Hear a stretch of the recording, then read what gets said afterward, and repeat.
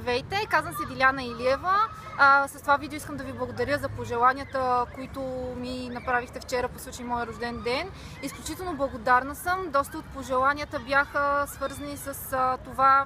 Тоест, вие сте забелязали аз какво се занимавам, забелязали сте моите успехи. Много от пожеланията бяха насочени към това да продължавам да градя това, което правя. За това, че ми се възхищавате изключително много. Това, което искам да ви кажа, е, че съм изключително благодарна, тъй като това означава, че аз съм придала някаква стойност и ценност към това нещо. Забелязали сте ме. Повечето от вас, предполагам, знаят вече с какво се занимавам и това е мултилевел маркетинг. Именно заради това днес се намирам и в парка. Днес това е моя офис, ако мога така да се израза. Изляза съм на разходка с Адриана и също така днес съм с моя спонсор, който се казва Юлиан Огнянов. Той е тук до мен. Решихме да направим това видео заедно, за да може той да ви разкаже неговите успехи, тъй като това е много успешен човек в момента. Един от успешните хора, които се занимават с мултилевел маркетинг и печели. Той е моя ментор, от него се уча и заради това искам да дадеш пример със себе си, да покажа на хората какво точно правим. И сега твърде да разкажеш малко повече за себе си. Първо, Дилянка, благодаря ти за възможността да направим това интервю, защото ме караш да чувствам много добре с думите, особено които каза. Искам да те поздравя в видеото с твой рожден ден. Благодаря. И нека той да е едно знаменуване на ново начало в живота ти. Следващата една година да постигнеш много целите, които си поставя и следващия рожден ден да празнуваш грандиозно. Да, това е една от целите ми. Благодаря ти за възможността. Спонсор, тази дума аз лично не я много обичам, защото също. Хората си разни неща си представят с нея. Ментор обаче е дума, която много обичам и съм горд, че именно чрез този бизнес успях в живота си да постигна тази титла ментор за много хора, както и за теб. Благодаря ти за думите, защото именно това е една от ценностите в нашия бизнес. Личностното развитие, което ви помага да подобрите живота си, да станете, ако мога да кажа, една по-добра версия на себе си и всъщност да покажете на много хора, че те могат да ги поведете като един водач, като един лидер към техния по-добър начин на живот. Това е стойността, която виждам в този бизнес, която не се измерва в пари. Оттам нататък вече може да си говорим за пари. Тук искам само да те прекъсна, тъй като ние не крием в нашия бизнес колко пари изкарва на месец. Именно това искам един от въпроса ни към теб. Искам да кажа, нали, и ти да кажеш каква сума печелиш. Тъй като нали, всички сме чули приказката с какъвто се събереш, такъв ставаш. Тоест аз гледам да комуникирам с успешни хора от тук нататък. Заради това имам и успехи, тъй като промених визията си, промених целите си, промених мисленето си и определено успеха го имам. Така че това е човек, който изкарва 5000 лева от мултилевел маркетинг и точно това искам да обсъдим. Как се постига тази финансова свобода, така да го наречем, защото това е много добър доход в България. Начините за постигане на финансова свобода по принцип са много. Има най-различни. Аз лично избрах мрежовия бизнес като сфера на дейност преди години. Виждайки пример в семейството си, моите родители след актьорската им кариера, те започнаха да се занимават с мрежови бизнес дълги години. И за мен това беше възможност да започна собствен бизнес без да имам капитали за инвестиция. Аз, например, не се интересувах от рискове, от това какво мога да направя или какво не мога. Трябва да се преместим, да минат, да почистят парка. Супер! Това е нещо хубаво. Щастлив съм да видя тези прекрасни промени в парка, в който се намирам. Дали лесно се постига, дали трудно? Моето мнение е, че няма лесни неща в живота и определено, ако човек търси лесното, то е на грешната посока в живота. Лесно или трудно не може да се каже, както не може да се каже за нещо дали е високо или ниско, дали е много или малко, ако не го сравниме с нещо друго.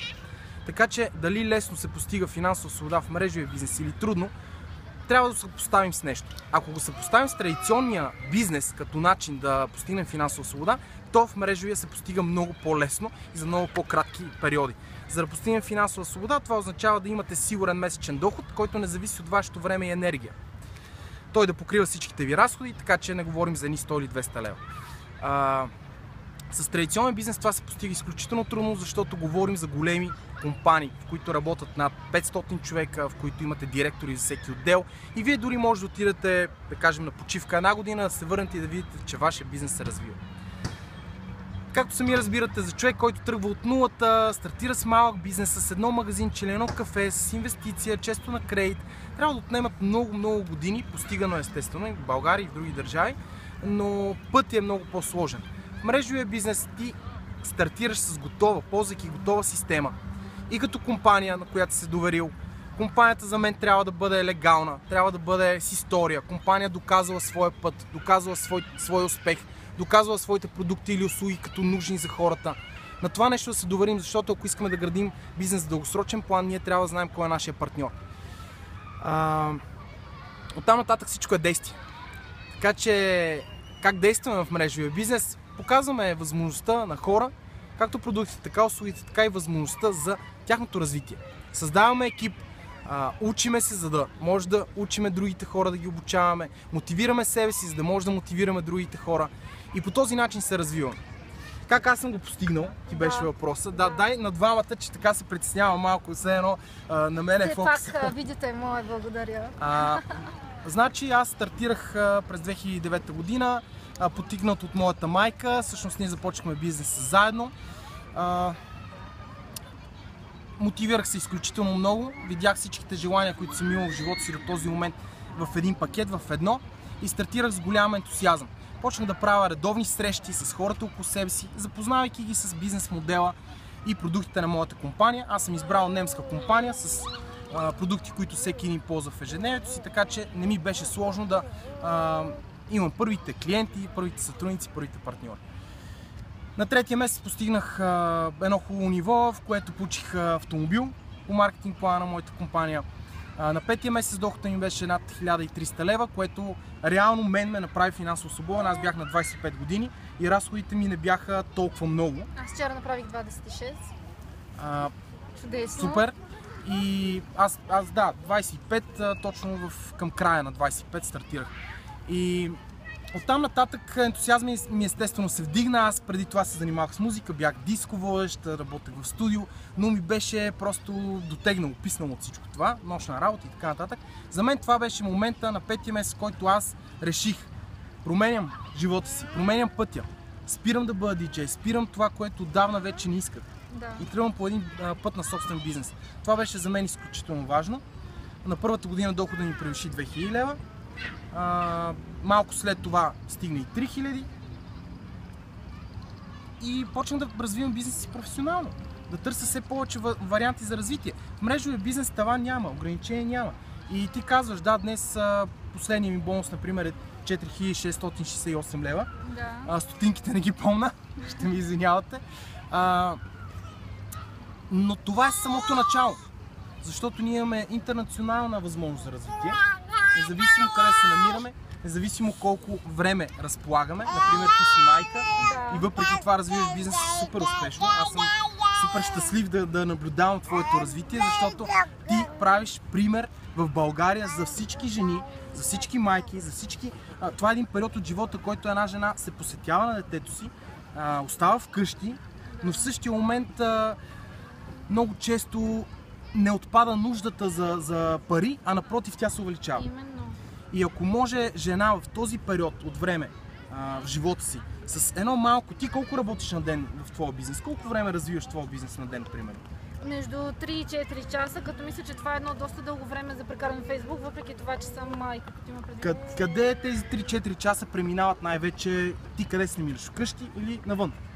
Повечето пъти навън, тъй като Адриана тогава е спокойна и ето така в парка излизам, когато тя заспи, просто хващам телефона и започвам да говоря с хората. Това е докато си излезла с нея да се разходиш. Да. Другото време, предполагам във Фейсбук, от вкъщи. Да, пускам постове и то това е главно предимно вечерно време, като наистина късните часове, между 10 и 12 часа. Тогава пак имам възможност да говоря с някой друг човек, с който примерно сме се разбрали предварително, но тогава главно си пускам постовете в страницата. Всяка майка може това да го направи. И това, което искам да кажа всъщност за теб е, че ти трупаш един опит, който вече можеш да го предадеш на хора. Да. И за мен е много интересно да наблюдавам наистина развитието на майките в този бизнес, защото в Америка, в Русия, в държави, които бизнесът е познат, и си живяла в Англия няколко години, там изключително много жени наистина изкарват по-високи доходи от мъжете си.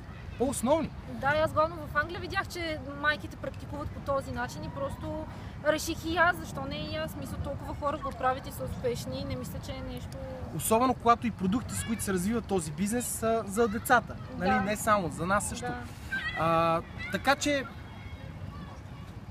това мога да кажа като съвети. И вижте, не мислете, че е трудно. По-добре мислете, че е лесно и ще ви бъде лесно. Просто се радвайте на бизнеса, на възможността да се развивате, да говорите с хора, да развивате живота си, защото само факта, че имате подобен шанс в ръцете си, в живота си за развитие, само самото притежание на тази възможност в живота трябва да ви прави изключително доволни и щастливи, защото много хора нямат подобна възможност. Тук аз за финал искам да добавя, ето чухте пример от успешен човек. Почти съм сигурна, че вашия шеф няма да отдели време, за да седне да ви обяснява как е постигнал той успехите си и как си изкарва той парите. Така че в мултилевел маркетинга всички полагаме действия, еднакви действия и просто може да се възползвате от възможността. Супер!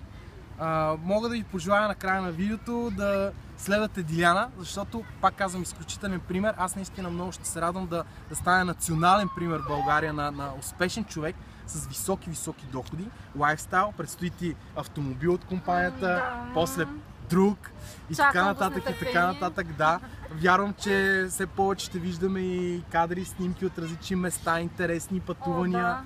Това е един стил на живот, който мрежовия бизнес може да ви даде на свобода, на финансова свобода, на това да не се съобразявате с часовник, с всички тези неща и да живеете наистина пълен живот на емоции. Благодаря ти, Юли, че взе участие в моето видео и ще продължаваме да действаме. Удоволствие. Да, супер. Чао ви! Чао, успех! Много добре стана.